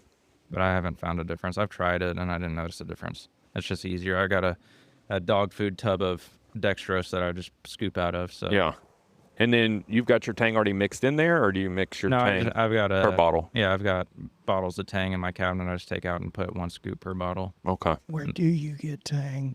From the store. Yeah, Tom Thumb has it. Tom has Thumb does little have it? bottles. Walmart's got big ones that I buy. Yeah. I used to get them on Amazon, but Amazon doesn't have them anymore. Maybe that's where I think I looked on Amazon, didn't see it. Right. Man, I haven't drank Tang in forever. Yeah, I think I don't know how I came across that. I guess I ran out of dextrose one day and went to the store and looked for like a Gatorade mix or something and saw that and I just grabbed it because I prefer that over pink lemonade or whatever, Sure. the country time. Yep. Yeah. Yep. So you're doing straight dextrose and Tang. Correct. Okay. And Tang's got sucrose in it. It's like mainly sucrose. Yeah. So I guess I do mix a bit. Yeah. And then that's where you're getting all your electrolytes from? No, Through the I'll Tang? do pinches of salt in there if Okay. I want to, if it's really hot out. But even Most if, of the salt, like, Doing it like well, I've got like a salt grinder. yeah. But yeah, Hmm. most of, I think I get enough electrolytes just in my diet. I've never had a problem from cramping due to electrolytes, as far as I know. Some people just don't cramp though. Oh, I've cramped before. Yeah, okay. Yeah, Okay. You cramp during or after? during. Yeah. If I go swimming after, like, you ever go swimming and you cramp Yep. in your foot? Oh yeah. All the time. Yeah. Yeah. Standing on your tippy toes in the pool does damage. Oh well, I don't have to stand on my tippy toes. Oh, I But, do. Yeah. So what's next then? What is your what's on your to-do list? Texas Chainring Massacre 2026. Okay, I'll take that. what about 2025 though? What is there anything left this year for you? I mean, you missed I'm the sure tour. I'm sure there is. I don't know. I play week by week. Yeah. Something pops up. So you don't have I'll do. anything on your calendar that you're looking for. No, I don't have And any. let me double check my understanding. You're not beholden to any sponsors or anything. No right? sponsors. You're true blue privateer on everything. Well, you do, Aston right? at Velo Cafe really helps me out with getting me things when I need it. He's Yeah. always on Episode top of 113, 14, 15, 16, 17, 18, 19, and 20 brought to you by Velo Cafe. it. Yeah, he's great. And the whole team over there is really helpful towards me. Yeah. They don't give me anything monetary, but they're always there. And for me when I caffeine need is them. acceptable there. So Yeah. They do make some good coffee there Yes, and they have excellent coffee, great Yeah. coffee machines, and good baristas. and good beer. They And keep plenty good of beer on and stock wine. and Beer wine. Yeah. that's where we should have done this from. We should have. Oh yeah, we could have done it in the next door. Yep, we could have. Damn. Aston's out of town, you'd never know. Yeah, that's true. That's true. Next time. Yeah. Yeah, it's a cool shop. I just wish they were closer, honestly. Well, they're Yeah, for they're sure. closer to me than you are. Well, yeah, but the real deal is it's not how far they are. It's going down 377. 377's a It's a bitch. freaking crapshoot. But I love that shop. I think it's a great shop. But So you're true blue privateer on everything you do. Are you super loyal to the brands and stuff that you like, or do you rotate stuff in and out and find, well, let me try this computer, let me try that tire? Or how does that work in your world as a privateer? Yeah. I've been through a lot of product. I'm a heavy consumer. I'm probably the heaviest consumer there is for bike stuff. And I found the stuff that I like that works good for me, and I stick to it. I'm not afraid to try new stuff. And then tires are on the top of my mind right now, just because that's what I use the most. Like, I go through a lot of tires. And I really do like Continental tires. Yeah. Except for the changing all their names and stuff. That seemed like such a weird very move. Confusing marketing strategy there. Way to screw up the American market. I couldn't even tell you the names right now after reading. It ends in tall. Something tall. It's all tall. Yeah. Yeah. Huh. They do make great tires, though. Yeah. And you're a SRAM boy, right? Yeah, I like SRAM. I've been through a few Shimano group sets. Yeah. I stopped using Shimano on the mountain bike probably 2018. I don't know if you remember do you use Shimano? You've used it. I gave up on Shimano a long time ago, but I will tell you I'm more open to Shimano than I've ever been. Regarding electronic stuff or just in general? Just in general. After spending some time with... you got to hang out with some bigwigs from Shimano. They sold you. No, and it wasn't even that they were trying to sell me. We were just having conversations, you know, and it was, you know, not combative, but just like, well, it's, you know, I was poking, they were poking, and it was more like, well, I'm glad Shimano finally did this because SRAM's been doing it for years. And it's kind of like an Android iPhone conversation, you know.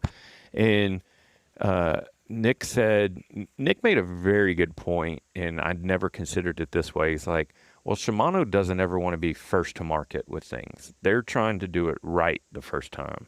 And I have to admit that SRAM's put stuff out where it wasn't exactly right, and they go back and fix it, and that's why they make newer iterations. Well, wasn't it Shimano that did the airliner, like the air shifting back in the day? Yeah. I mean, there you go. You got to throw spaghetti at the wall. Yeah, they learned from that one, I suppose. Oh, yeah. And it's crazy because I see those component groups come up on eBay every once in a while, and they're like thousands of dollars for shit that never worked, you know? But I mean, even the early days of electronic shifting, you know, it was all Bluetooth and ANT and stuff, and there was a big worry about cross communication, like riding in a pack. If I shift, it's going to shift your shifter, and you know, all that stuff. So I mean, they've all been, you know, trying to work through all this stuff. But I think, you know, if 5 years ago, 8 years ago, I would have said SRAM is hands down better than Shimano, and up until maybe 4 or 5 years ago, I would have maintained that. And now it feels like, well, they both make good stuff, but I like the ergonomics. Now, I will tell you, the new GRX hoods, I really like the platform on those. They're just so comfortable. They're so roomy, and they're, for my hands, they're more ergonomically friendly. Right. But I just think that SRAM has worked better for me. You know, I've gotten to the point where I have SRAM on all my stuff, you know, or mechanical brakes or Paul, you know. I want to run the new 90 cable transmission. That's what I want to convert my Fargo to. But right now they don't have a drop bar shifter setup that'll allow you to run that because the ratio is different.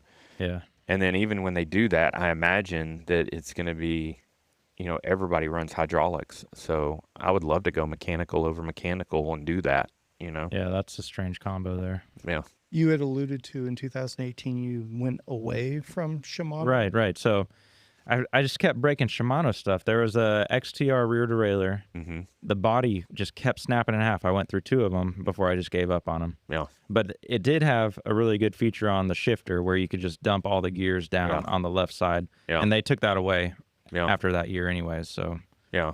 Well, Shimano's done a bunch of... So before SRAM was such a high contender with them, battling them for the market, Shimano threw a lot of stuff out there. I don't know if you were even around when they did dual lever shifters, when they did mountain bike. So it's brake calibers, flat bar brakes, but to shift, you push the lever down. Oh, brifters. Well, yeah. I mean, just for mountain bike. Yeah, for mountain bike. Yeah, that's how the road. Yeah, that's how road shifters are. But it's mountain bike. But they were flat bar, and it just had I've never seen that. They were wild. Dangerous. Pretty much.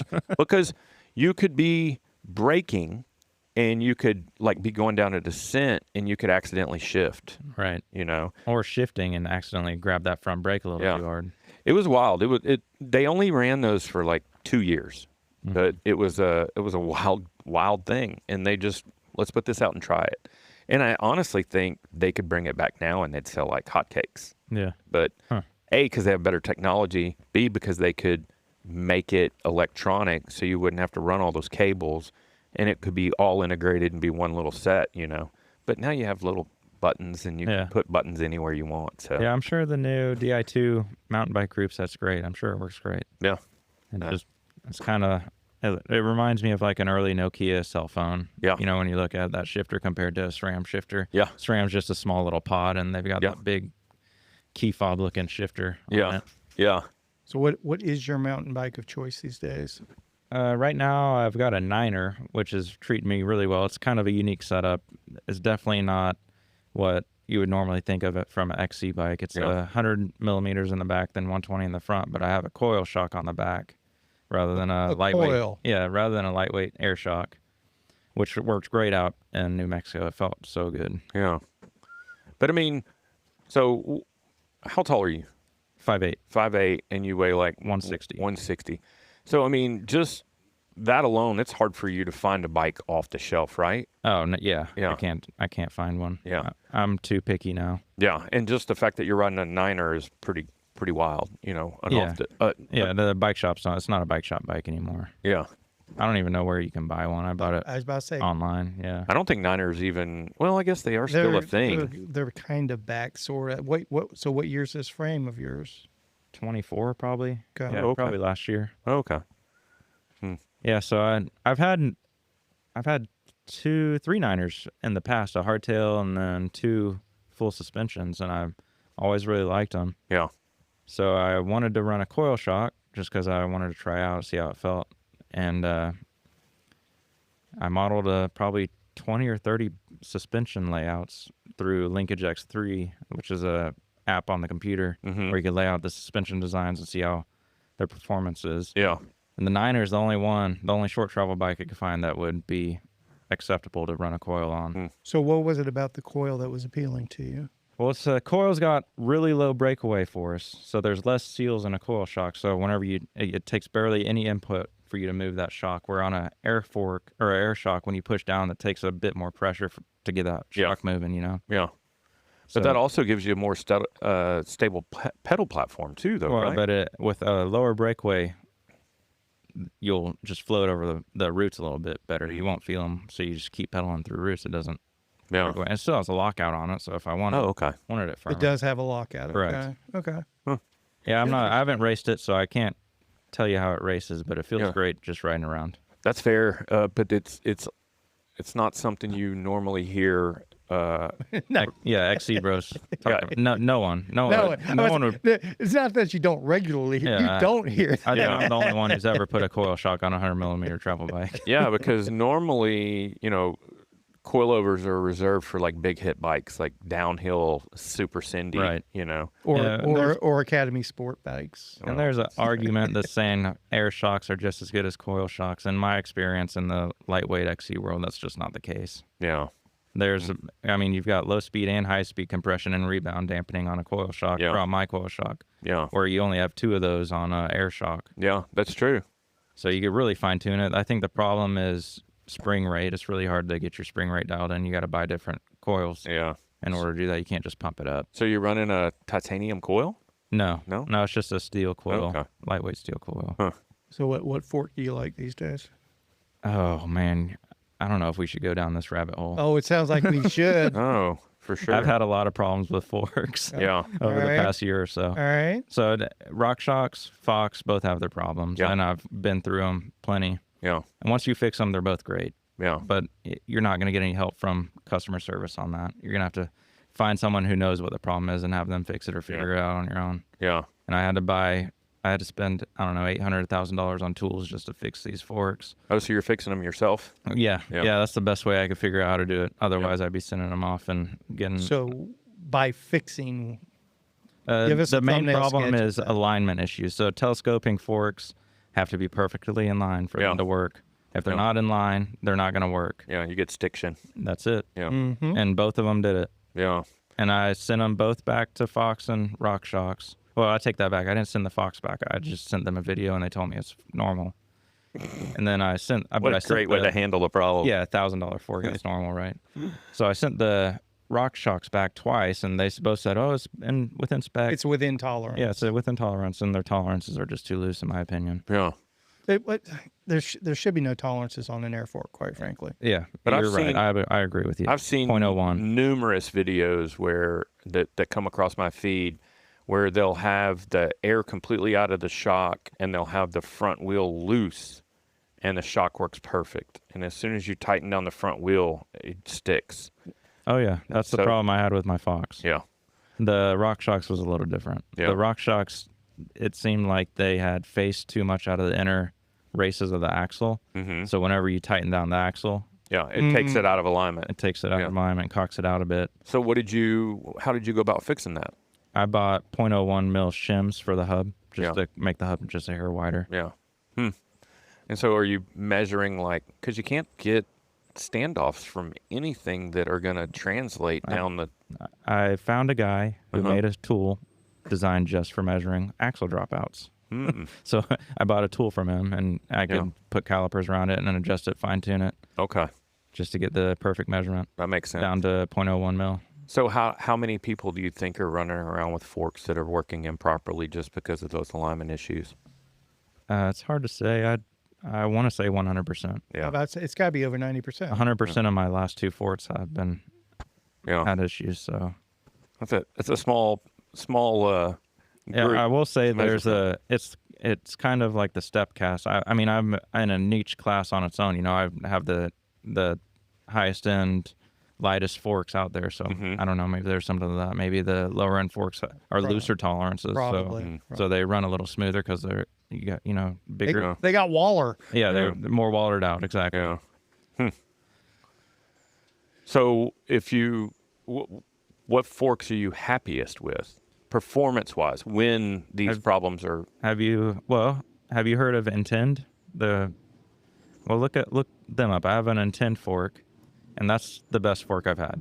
How do you... Perfect out of the box. INTEND. Never even it's not heard of them. Yeah, it's not an XC fork. It's a 120. Inverted. Okay. USD. INTEND.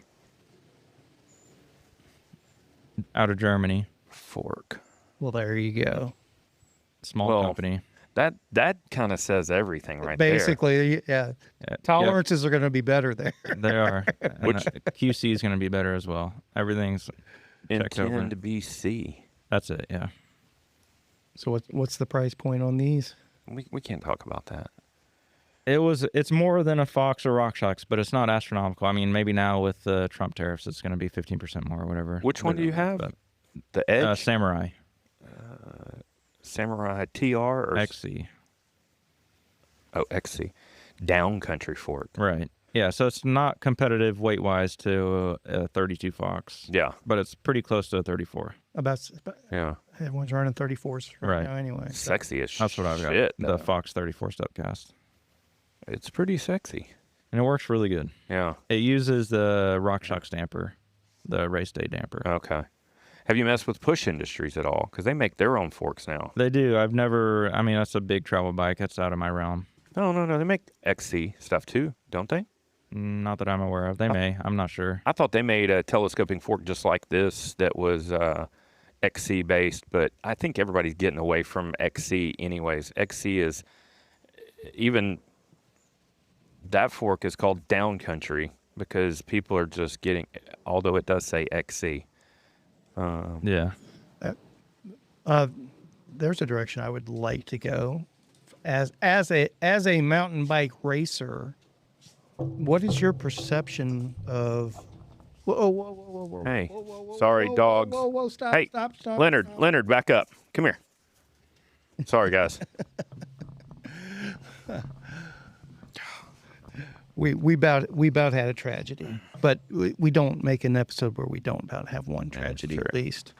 But what is your perception of the mountain bike racing scene, the competitive scene around XC racing right now? Is it growing? Is it still subsiding, or is it just kind of has it found its level at the moment? Yeah, I haven't really been present to any XC races as of recent. I guess I've done. I don't even recall the last short course race I did. We did Rudolph's Revenge, I guess last year, maybe the year before. That's the closest I've done. That's not XC. That's more endurance, right? Yeah. So you have this dialed-in mountain bike that you just go out and ride Zone 1? That's it, on the road. With my coil shock on the road, absorbing all the potholes. Is that what you rode at BT last year? The Niner? No, I had a Pivot. Yeah. Mach 4 then. Okay. Which is a good bike. So that race is the reason I got rid of that bike and bought the Niner. So the main drive there was the bottom bracket height on that Pivot was so low. I kept hitting my pedals. And Were you pedal striking? Yes, a lot. I like pedaling. You know, like we were talking about earlier, pedaling down hills. Yeah. I pedal down hills on the trail too. It doesn't work out with that bike. Yeah. So that's the next question. What length cranks are you running? 170. 170. Yeah, that was another option if I didn't find a bike with a higher bottom bracket. But the Niner had a higher bottom bracket. So have you experimented with anything shorter than 170? You run 170s on your road bike too? Yeah, I run 170s on my road bike also. Okay. I haven't tried 165s. I'm gonna ask the question. I'm pretty sure I know the answer, but I'm gonna ask it regardless. Professional bike fit, or do you dial yourself in? No, I could dial it in within probably 20 or 30 minutes on a ride. I can get it spot on. I need to get fit still. Josh at Velo Cafe. Yeah. Does he know what he's doing? He knows what he's doing. He went to classes and everything. He went on a trip to Colorado Springs and went to the specialized school. Well, I'm more than hesitant to change my position before I go to Colorado just because I have so much time on it. Yeah, you don't want to do that right now. That's gonna be when you get back. Yeah. So when I get back, I'm gonna get my Stella and my Fargo, and I'll go see Josh because I need to get. I just feel like is something specifically feeling off? Yeah, like when I'm pushing a gear, the very edge of my kneecap on my right leg, it just feels like there's a string across my kneecap almost. Just not good.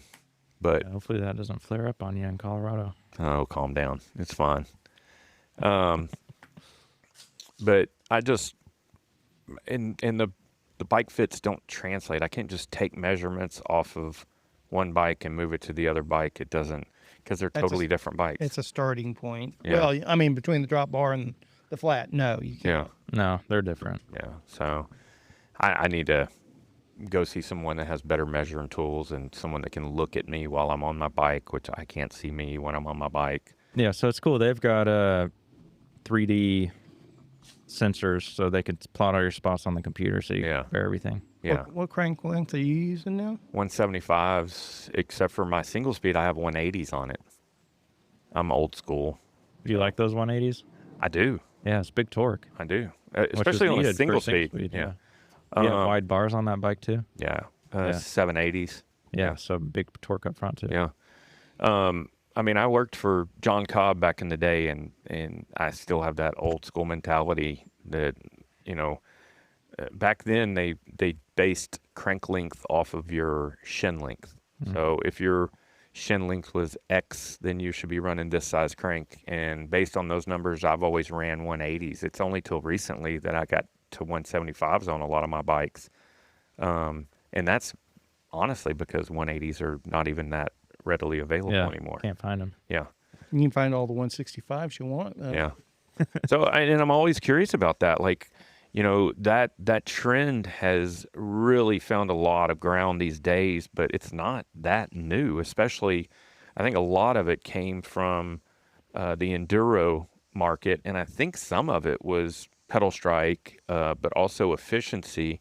And then it makes even more sense in the e-bike market because it's pedal assist, so you want something you can turn over quick. But now we're seeing it, Pogača was running 160s this year, I think. Yeah, I'm not sure. Yeah. So, I mean, it's like... He's an outlier. He's got a motor in there. Wouldn't surprise me.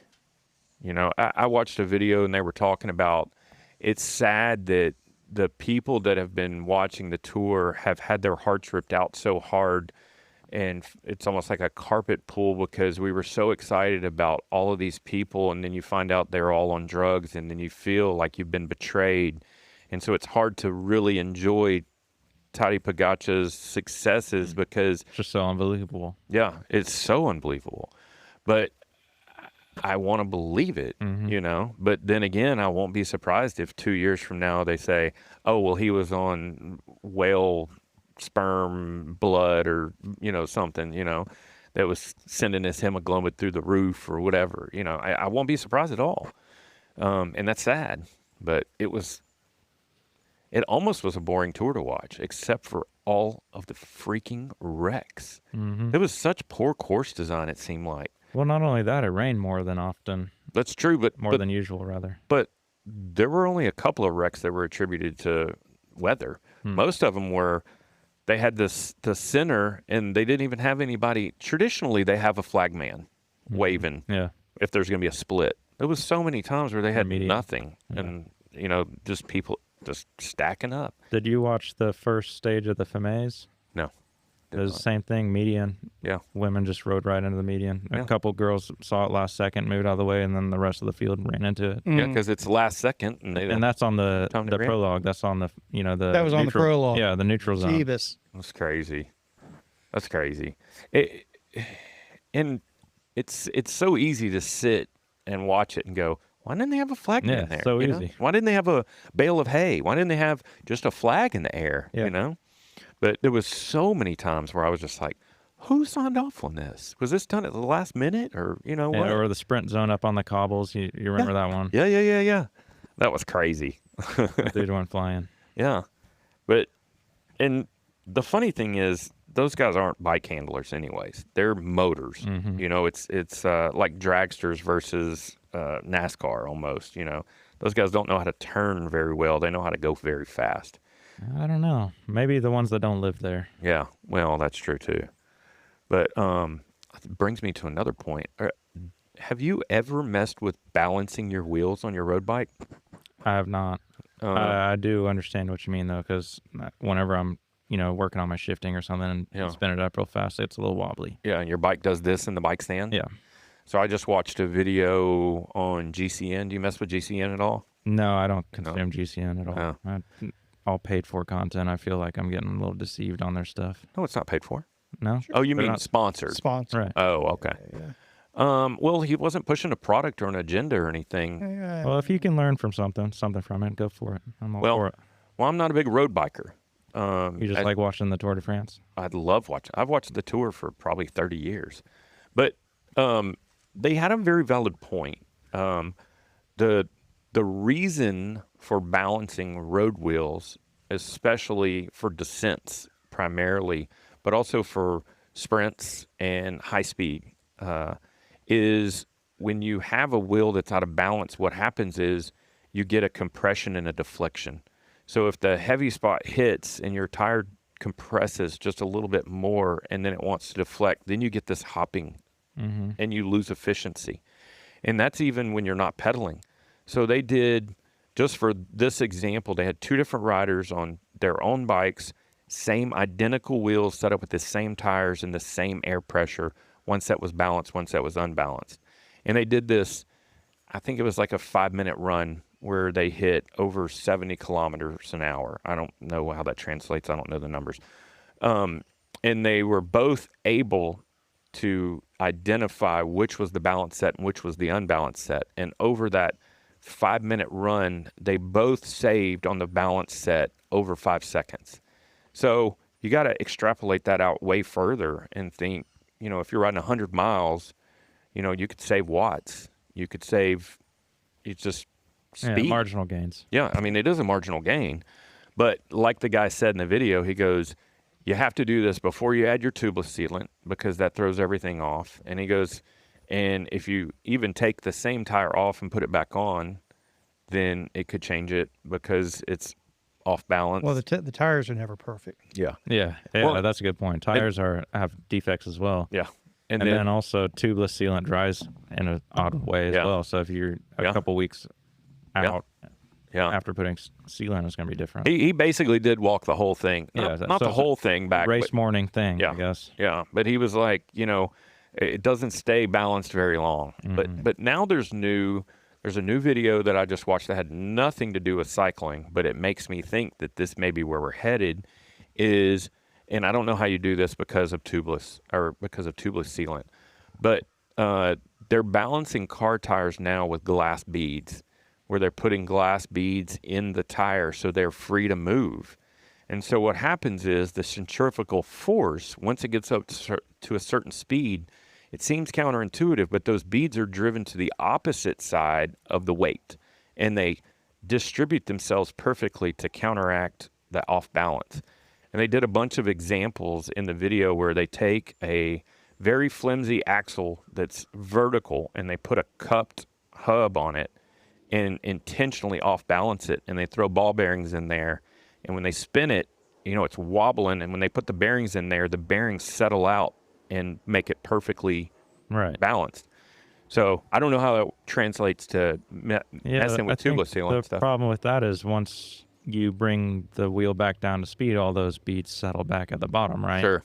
So you'd have to bring them up to speed, high speed, and then keep it at high speed for that to be beneficial. Yeah, but you're talking about like most wheels, through watching the video from GCN, most wheels are only out of balance like 3 to 4 grams.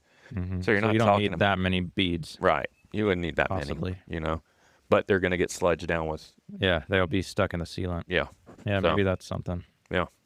But every acceleration and deceleration throws off the balance of the beads, right? Correct. Yeah. So it has to settle back out. If you're not at a constant speed, I don't see. Ultimately, you're fighting the imbalance. It's either going to be better or worse. Yeah. Yeah. Well, that's a fair assessment. It's either going to be better or worse. Speaking of incremental gains, are you a hot wax guy? Yes or no? Yes. Yeah. Yeah, wax all the time. Yeah.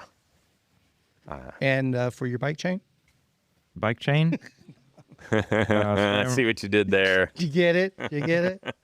So you do you rotate chains? Do you have the shop do that? Or do you wax your own chains? I wax my own. I'm a bit unconventional. I have a blowtorch. Oh, really? I just leave my chain on the bike and blowtorch it. And you drip it? Yeah. Drip wax? No, it's hot wax. It's just a bar, and I just rub it on there. Oh, so you heat your chain and then rub your wax on there? And then melt the wax onto the chain. Yes. So you don't crock pot? I like your style. I wouldn't recommend anyone doing that. It could damage your bike, your stuff, and your tire, and your wheel. Yeah, how does that work with carbon wheels and carbon bikes? Well, you got to keep the wheel spinning so the flame doesn't hit it. Wow. Yeah. Huh. Yeah, I've been doing it for several years. I've never had a problem, but I can't recommend anyone doing it just because of that. Yeah. And how often do you do that? Every time I wash, so once a week or so. Okay. Yeah, I just wipe the chain down, heat it up, and wipe off the old wax and put on new wax. So what is your bar wax of choice? So I used the Silka Super Secret, and all I did with that is I heated the whole bag up so it was all liquid and poured it into whiskey cubes. Okay. Yeah. Okay. And left it out. That makes so sense. It's solidified. Then I have cubes of it. Makes sense. I like that a lot. So what about when you get a brand new chain? How do you clean it? Yeah, degrease, normal degrease, and then same thing. Okay. All right. If I get it from the shop, I'll just have the guys degrease it and wax it for me, and then I'll just go from there. Okay. So I don't have to get my crock pot out. Yeah. Yeah, because I bought one of those, the Silka crock pots when they first came out, and that's what I've been using. Yeah, if you got foresight to heat that thing up a few hours in advance, it works really well. Yeah. I like it because you can take a brand new chain out of the package and you can do the wax, the strip wax, the strip chip. Yeah. And it's beautiful because you just put your brand new chain in there, or once it's turned on and heated up and everything's melted, you put your chain in there, and I think it's 20 minutes. It's like, oh, that's quick. Yeah. And then you pull it out and let it dry, and that's it. And then I use their Silka's Super Secret lube to drip just to extend it. I mean, I usually do it about every, 200, 300 miles. I'll re-wax. Yeah, so that's about the same I do every week or so. Every week or so. Yeah. Well, if I'm rotating through bikes, Yeah. Yeah. So do you have hour goals for the year, or do you have mile goals for the year? Or do you No, even have any goals? no goals like that. I Yeah. just ride as much as I can, as much as I feel like. Yeah. What tells you when to take a day off? I usually take 2 days off a week of no riding, which Yeah. is more than most, and people seem surprised by that usually because you see a big high volume people, they just ride every day. Yeah. But I'm more a little more load orientated. Yeah. Is that on plan or is it? Yeah, that's definitely on plan. I like doing other stuff in my free time. I mean, I got a house to clean and Yeah. just dinners to make, stuff like that. But I thought Steph did all the cooking. Steph's busy making money. Yeah. Good for her. Good for her. I have a job too, but she makes more money than me. What would your favorite sandwich be? Sandwich, Italian. I like a good Italian. Do you have a favorite Italian place? Favorite place for your Italian sandwich? Oh, we've got a Jimmy John's by my work, and that's just super convenient. There is nothing wrong with Jimmy John's. Jimmy John's. Also, Wait, I'm thinking of Jersey Mike's. Jersey Mike's. Oh, I'm Jersey. thinking. I'm thinking of Jersey Mike's. Yeah, I like Jersey Mike's as well. Jimmy John's Jersey can't Mike's. hold a candle to Jersey Mike's. Yeah, I agree with that. What about Weinberger's? Weinberger's is. Oh, Weinberger's is great. It's just hard. Hard to get down. It's hard to get Yeah. there. Yeah. Man. Yeah. And it's always crowded, the line out the door, which is great. Yeah. Because good it's for good them. food, but Yeah. I could order, Jersey Mike's and get it in 10 minutes. Yeah. Yeah. So any major bike purchases on your radar at the moment, or just moving forward with status quo and adjusting as needed? Yeah, I really just buy as needed. I'm pretty well satisfied. I've got all my desires. You got all your toys Check. at the moment? You're not in the N+1 game right now? No, I got enough. How many bikes do you have? Not how many bikes do you have with Stephanie? Five, maybe 4 in a frame. Mm-hmm. A lot of parts, tons of parts. Yeah. And road bike is probably your number one ridden bike, hours-wise? That's I don't know. Probably, yeah. Probably. It's pretty close. So. And then gravel's probably second behind that? Gravel and road are the same bike. Oh, it's the same bike, just Yeah, different just wheel different sets or wheels. different tires? Different wheels. Different wheels. Yeah. Okay.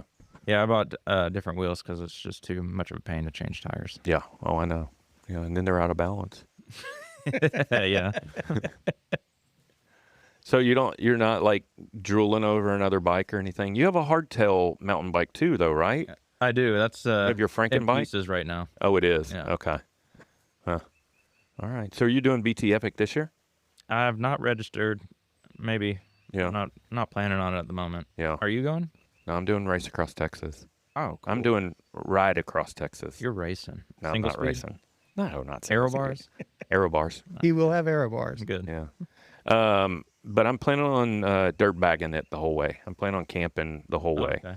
So I don't know. I don't know if anybody's done it before, but even if they have, I'm going to say I was the first person to do it So you're when I do it, Sleep in ditches and in parks and stuff.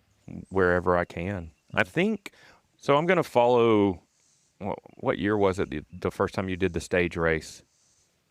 18, I believe. Yeah, I'm going to follow that same layout where it's point to point each day, and we'll end up in a town or a park or something where I can conceivably pitch a tent.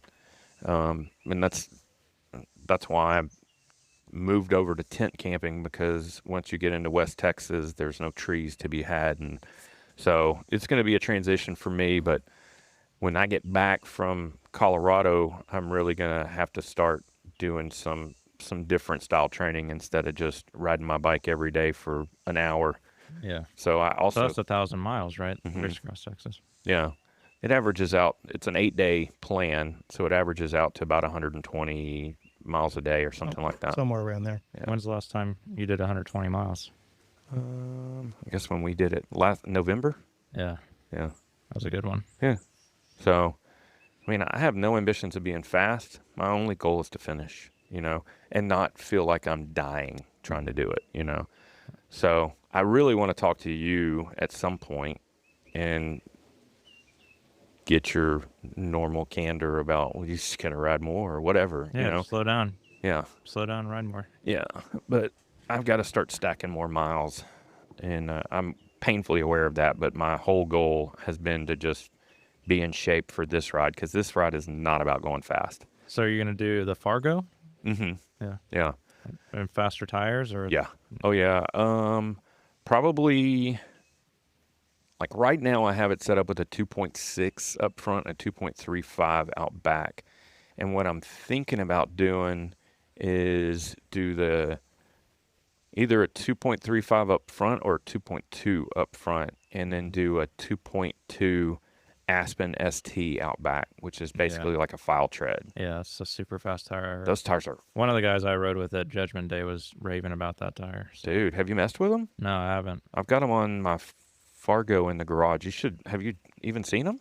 Yeah, I've seen it. I'm familiar. They're great tires. And I put a ton of miles on mine before. They wore out way slower than I thought they were going to. Really? Yeah, because I was riding, even when I was riding them, I was riding primarily road. Mm-hmm. And, I mean, the rear one wore out faster, just like normal. But I probably had 750, 800 miles on it before I was like, I should probably change this. You know, it started feeling sluggish. But... That's trail miles or? No, road. Road miles? Yeah. 50? Yeah. That's pretty impressive for 170 TPI, like basically no tread tire, you know, but it's a 2.42. So, you know, you got a lot of contact patch there. Yeah. But noticeably faster. I think they're great tires. I also So the durability is pretty good. You never flatted on them or anything? Argyle roads are good? Yeah, pretty good. I caught a thorn in one of them. It sealed right up, and I just left the thorn in there and never had another problem. Yeah. So. Yeah, that'll happen with any tire. Yeah, but they also come in a 2.2. Mm-hmm. So they only come in a 2.2 and a 2.4. So for you, you know, obviously you do a 2.2, but I think it's a super fast tire. That'd be a good gravel tire if they did a 2.0. Yeah. Like a 54 at least. Yeah. Well, Victoria already makes a Mezcal that's in I think they do a 50. Yeah. Which is a super fast tire. It's got that center line. The peyote. Yeah. I haven't tried that one yet. Not the peyote. Yeah. No, the Mezcal. That's what I'm talking about. Oh, okay. Yeah. But, well, we need to get out and ride anyways. You know, one of those days when you want to go really slow, I'll come ride with you. Zone 0. Every morning. Yeah. So what is it? When you go to bed the night before, like tomorrow, do you have a plan for tomorrow? I'm just hoping to be rested tomorrow. If I am, I'll do some intensity. Okay. If not, I'll just ride. Zone 1. Yeah. Yep. So you don't go to bed with a plan? No, I usually do. It's just I just still haven't recovered from. Yeah. This is still Judgment Day. Yeah. To recover from. Yeah, I would say yeah, but I kind of pushed it on Saturday and yesterday because I still rode long yesterday and I still rode hard on Saturday. So I would definitely be ready to go tomorrow if I hadn't done that. Yeah. And what time do you go to bed? What time is it now? Usually right about now. Creeping up on 6 o'clock. 5:49. Yeah, we're Seriously. usually in bed about 7:30. Asleep by 8. That's what I thought. Yeah. Yeah, early. So what time do you eat then? 4:35. Oh, no doubt. Wow. So we messed up your dinner time. Yep, I had a big lunch. Yeah. So. Wow. And then what time do you wake up? 4. Okay. Yeah, 4 and make a coffee, hang out, watch TV for about an hour, then or 2. Yeah. It depends. And then get on the bike and Yeah, knock it out. Yep. Okay. What time are you usually home from knocking it out on the bike? 9. No later than 9. I got to be at work by 10, so Yeah. that gives me plenty of time to eat and get ready to go. Yeah. Couldn't be any more polar opposite than you. Like I'm doing good to be asleep by like 12:30. Mm-hmm. So like a full 5 hours later, and then I wake up at like 8:30. Yeah. So- So you're still getting 8 hours of sleep. Oh, That's I good. get my 8 hours. Yeah. Yeah. Well, if you stop drinking coffee in the evening, you get to bed earlier. Yeah. I think it's more like I like my house when it's quiet. When So everybody. do I. This is the morning. Yeah. But I mean, when everybody Works goes both to ways. sleep, then I can watch what The I whole want. world's you know. asleep at 4 a.m. That's true. Yeah, if I say, when I get up at 4, no, I don't. Yeah, it's leave the not house. for everybody, and it's definitely not easy. I get to do everything I want to, though. And I will say it is hard riding a lot in the dark. It is a toll mentally. Yeah. So it does get kind of depressing being in the dark so long. Yeah, but you see the sunset almost. Sunrise. Or sunrise the almost sunrise every day. is great. Yeah. That's Yeah. for sure. And then my little route I do goes by Lake Grapevine, so I always have a good view of it. Yeah. I Coming would up over imagine. the dam. Oh, that brings up a good point. I noticed on yours and Stephanie's routes, you guys, and a lot of people I notice on Strava do this, where you'll do a bunch of out and backs, like in a neighborhood or something, where you just like ride down to a dead end, turn around and come back, and you'll link that into a longer ride, and what's the thought process on that, and how do you maintain such a high speed? Well, for me, I know the roads I'm going to ride are safe. So I've got, I don't know, 50, 60 miles around my house where it's back roads and neighborhood roads without stop signs and all right turns at stop lights or going straight through roundabouts rather than going all the way around roundabouts. And low traffic. I'm kind of at the point, I don't know how many miles I'm at. I've logged maybe 120,000 miles or so or whatever over my lifetime. Statistically, I'm due for a car wreck, right? Overdue, yeah. So I'm riding bike paths, sidewalks. Well, and, you got to be practical about it. Especially if I'm just, riding at 100 BPM. I'm not moving all that quick. So I try to stay out of the way the best I can. And I know the roads I'm riding are safe. So that's why I do the out and backs. I was just curious because I always see those and I'm like, I knew there was a thought process behind it. I just didn't know what.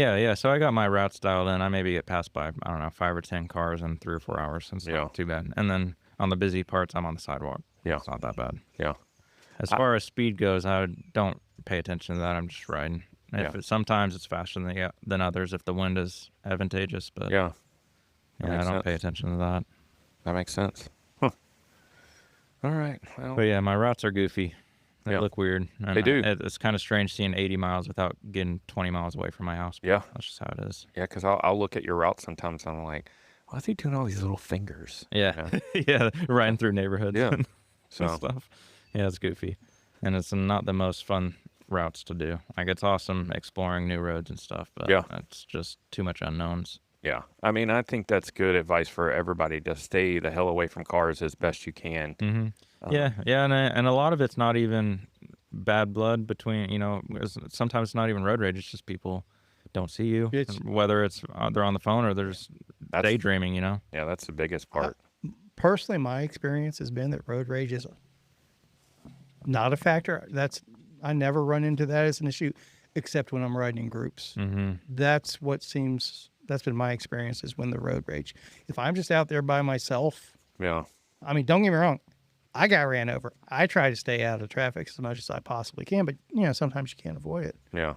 As long as I'm letting them know that I'm aware they're there, usually everyone's cool. So and that's another thing. I'm always thankful when I'm given a full lane or at least half a lane of passing, and I give them a wave saying thank you. And I think most of my neighbors know who I am. Just the people that drive around, because sometimes I get nice honks even now. I think you glossed over that a little too quick, but the wave that's how we can be ambassadors for cycling, because I think what happens is, much like a lot of things, a couple of bad eggs can ruin it for everybody. And I think there are those entitled cyclists that have confrontation. I've got the right to the whole lane. Right. Don't you know that, Brad? And they have. And you do, but. But you can be dead right, too. But I think, like. Tell that to God at the pearly gate. Right? I had the right of way. Like on my rides, like even today, I did this twice. I'll have a car back behind me, and I'm giving them ample room, but it may be a blind hill that they can't see over because they're so far behind me. And as soon as I can see, I wave them on. And then when they start to come around, I make sure and wave at them. And I think it creates a better interaction. And if they have 5 or 6 of those, then they're more inclined to be more patient with cyclists. I just think that, I'm doing my part to try to keep the relationship between cars and cyclists better, you know? And it's also a reminder to the drivers that we're humans too. You know, sometimes they get frustrated and don't see us as human beings. They see us as an obstacle to get around. And it's the thing that always irritates me is when they speed past you and they act like you held them up forever, even though they've only been back there for like a minute or two. And it seems like forever. And then they speed past you and they got to stop at the stop sign in front of you. I'm sure you've had rage moments too where 10 seconds feels like 10 minutes. And I imagine that's the way they're feeling. Which is not an excuse, but it's just some reasoning behind it. So other than going slow, what's the best training tool or tip you can give our listeners? Have fun. Yeah. Right? Yeah. Enjoy the ride. Yeah. Do things you like. Push yourself. Find your limits. Push past your limits. Yeah. That gives me warm fuzzies. You know Yeah. what that makes me want to do, Brad? I want to go ride my bike. I already rode today, though. This Get it bill legalizes sawed-off short guns.